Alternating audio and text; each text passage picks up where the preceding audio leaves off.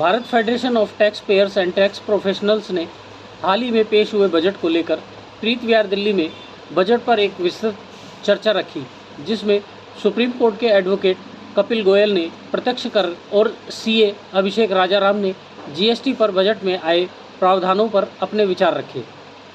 Supreme court के advocate Kapil Goyal ने कहा कि जीएसटी के धारा 148 को लेकर बजट में कुछ प्रावधान अच्छे हैं तो कुछ बुरे भी हैं। धारा 148 को लेकर कहा कि इनकम टैक्स डिपार्टमेंट कुछ लोगों के इस धारा को लेकर पुराने केसों को ओपन कर रहा है, जिसको लेकर लोग इनकम टैक्स का सामना करने से घबरा रहे हैं। सर, जो आज आपने ये कार्यक्रम किया है, किस विषय को लेकर के किया गया है और एक बार नाम और डेजिग्नेशन? मेरा नाम कपिल गोयल है।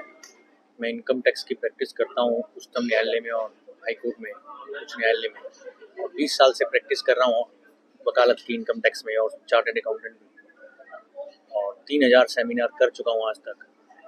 तो मेरा आज का जो हमारे को राजाराम साहब ने मुझे बुलाया था इनकम टैक्स पे, आयकर उस पर बोलने के लिए, तो हाँ जी, मेरे को जो आयकर पे बोलने के लिए उन्होंने बुलाया था, और उसमें मेरे को जो टॉपिक आज विषय जो उन्होंने दिया बोलने के लिए वो धारा 148, जिसमें करदाता के केस जो पुराने मामले हैं वो सरकार और गवर्नमेंट इनकम टैक्स विभाग, आयकर विभाग कब तक खोल सकता है पुराने मामले, तो उसको लेकर हमने चर्चा करी।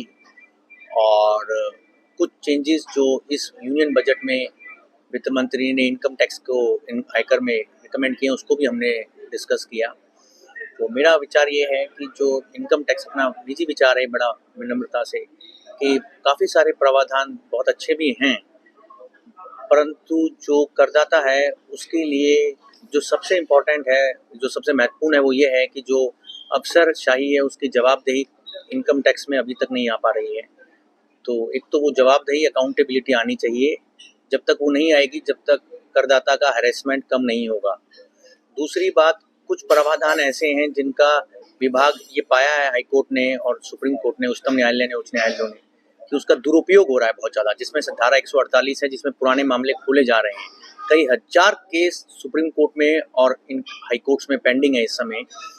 उसको लेकर एक बहुत इम्पोर्टेंट अपेक्षा थी कि कुछ ऐसा आएगा जिससे जो पुराने मामले हैं जिनको लेकर लोग लड़ रहे हैं उनको राहत मिलेगी, पर वो निराशा हुई है। उसमें कोई ऐसा कदम नहीं लग रहा है कि जो पुराने मामले जिनको सॉल्व करने के लिए और उनका समाधान मिले।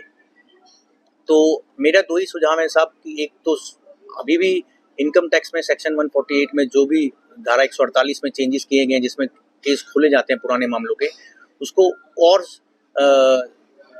बेटर करने की गुंजाइश है, बेहतर करने की, जिससे उसका दुरुपयोग ना हो। मेरी अपनी माता का केस विभाग ने खोल रखा है जिसको मैं हाईकोर्ट में लड़ रहा हूँ, और मैं कितने हजार केस लड़ चुका हूँ। मेरा ये अनुभव है कि ये धारा अभी तक भी प्रॉपर सेंसिटाइज नहीं हो पाई है। तो हमारा अपेक्षा ये रहेगी। और दूसरा जो पॉइंट डिस्कस हो रहा है सदन में भी, पार्लियामेंट में भी और अदरवाइज भी, कि कैपिटल गेन में जो इंडेक्सेशन का बेनिफिट वापस लिया गया है वो सही दिशा में कदम नहीं है। जिसने बहुत पहले निवेश कर दिया, कोई प्रॉपर्टी ले ली और वो आज बेचता है, तो उसकी एक एक्सपेक्टेशन, जिसको हम बोलते हैं लॉ में डॉक्ट्राइन ऑफ लेजिटिमेट एक्सपेक्टेशन, की एक एक्सपेक्टेशन है करदाता की कि पुराने जो असेट उसने खरीदे थे उसको जब वो बेचेगा तो उसको इंडेक्सेशन मिलेगा। वो अगर आपने 23 जुलाई से तुरंत लागू कर दिया तो उसमें मेरा विनम्र आग्रह ये है कि उसको इमीडिएट इफेक्ट से नहीं करना चाहिए था। उसको थोड़ा, जब बजट पास होता, फाइनेंस एक्ट बनता, तब तक का टाइम देना चाहिए था। वो नहीं दिया गया। 23 जुलाई से वो नियम लागू हो चुका है, इसलिए बहुत सारे करदाताओं को उसको परेशानी होगा। सीए अभिषेक राजाराम ने कहा, इस बार बजट में टैक्स पेयर को काफ़ी सुविधाएं दी हैं। खास तौर से जीएसटी की जो 23वीं कॉन्फ्रेंस हुई थी उसमें रिकमेंड किया गया और इस बार उसी को बजट में पेश किया गया। इसके बाद से टैक्स पेयर को काफ़ी सुविधाएं मिली हैं। सर, आज जो जैसे आप जीएसटी और टैक्स के ऊपर बात की और आप लोगों ने साझा की, इस पर क्या कहेंगे, किस तरीके का फायदा हम जनता को इससे मिलेगा? जीएसटी में तो बहुत सारी सुविधाएं इस बजट ने दी है। स्पेशली जो 53rd जीएसटी काउंसिल मीटिंग हुई थी, तो उसकी वजह से जीएसटी के जो प्रावधान है उनमें बहुत अच्छी रिलैक्सेशन मिली है। जैसे सेक्शन 16 सब सेक्शन 4 पर रिलैक्सेशन मिल गया। जो पुरानी डिमांड्स थी उस पर सरकार ने छूट दे दी कि आप टैक्स जमा करवा दीजिए तो आपका ब्याज और पेनल्टी माफ कर दी गई है। 31 मार्च 2025 तक के लिए। आम आदमी सम्मन से बहुत डरता है, तो सम्मन में भी उन्होंने कह दिया कि अगर आप सम्मन आप खुद हैंडल नहीं कर सकते तो आप एक अपने ऑथराइज रिप्रेजेंटेटिव को भेज सकते। तो इस बजट में जो बहुत सारी चीजें थी जो आम जनता को चाहिए थी या आम टैक्स पेयर जो मांग रहा था, वो बहुत सारे रिलैक्सेशन इस बजट में दिए। और इसकी शुरुआत 53rd जीएसटी काउंसिल मीटिंग से हुई, जहां पर क्योंकि 53rd जीएसटी काउंसिल मीटिंग ने उसको रेकमेंड करा और इन्होंने बजट से उसको इम्प्लीमेंट करा। तो ये बजट जीएसटी के लिहाज से ऐतिहासिक बजट है, जिसमें कि बहुत सारे फायदे सुविधाएं आम जनमानस को मिले। सर मेरा एडवोकेट मिन्नी भाटिया ने कहा, हमारी फेडरेशन सभी के लिए, चाहे वह टैक्स पेयर हैं या एडवोकेट हैं या सीए हैं, सभी के लिए काम कर रही है। और जनसंख्या कानून को लेकर कहा कि इसका अभी लोगों को पता नहीं है, आने वाले समय में पता लगेगा कि इसका कितना लोगों को फ़ायदा होने वाला है। अभी आम जनता को इसके बारे में पूरी तरह से समझ नहीं आ रहा है। लागू होने के बाद इसके कितने फ़ायदे होंगे यह समझ में आएगा। ब्यूरो रिपोर्ट, राष्ट्र सच न्यूज़ दिल्ली, देश की आवाज़। मिन्नी भाटिया है और मैं डायरेक्ट टैक्स में प्रैक्टिस करती हूँ। मैम जीएसटी और टैक्स के लेकर के आप लोगों ने लगातार लड़ाई लड़ी और आज भी उसको लेकर के यहाँ पे चर्चा किया है, क्या मेन उद्देश्य है इसका?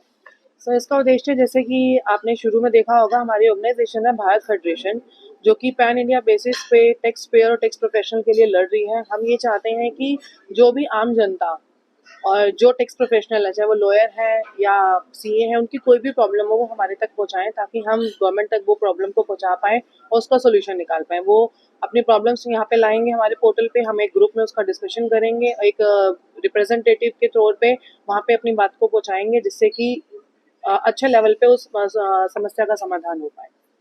मैम सबसे बड़ी बात है, लगातार पक्ष और विपक्ष में देखा जा रहा है, जी। संख्या नियंत्रण को लेकर आप इसकी आप क्या राय है? तो मेरी राय तो ये है कि ये कानून भारत के विकास के लिए बहुत ज़रूरी है। जब तक ये कानून नहीं आएगा, ठीक है, जो एजुकेटेड लोग हैं, शहरों में रहते हैं, वो सक्रिय हैं इस चीज़ में, उनको पता है कि हाँ जनसंख्या को कंट्रोल करना चाहिए। लेकिन कई जगह गांव वगैरह ऐसे हैं जहाँ पे लोगों तक एजुकेशन नहीं पहुँच पाती और उन्हें इसका महत्व नहीं पता है कि जनसंख्या कंट्रोल से उन्हें किस तरह से फायदा होगा। क्योंकि अगर हम जनसंख्या कंट्रोल करते हैं तो जो भारत में सीमित रिसोर्सेज हैं या सुविधाएं हैं वो सब लोगों तक पहुँच नहीं पाती हैं, जो कि मुझे लगता है कानून पास होने से पहुँच पाएगी और देश का विकास होगा। ऐसे ही अपने क्षेत्र व अपने आसपास की खबरों, देश दुनिया की ताज़ा तरीन सभी खबरों को देखने के लिए देखते रहिए राष्ट्र सच न्यूज़ चैनल। खबरों की लेटेस्ट अपडेट पाने के लिए हमारे चैनल को लाइक व सब्सक्राइब करना ना भूलें और कमेंट के द्वारा खबर के प्रति अपनी राय जरूर दें।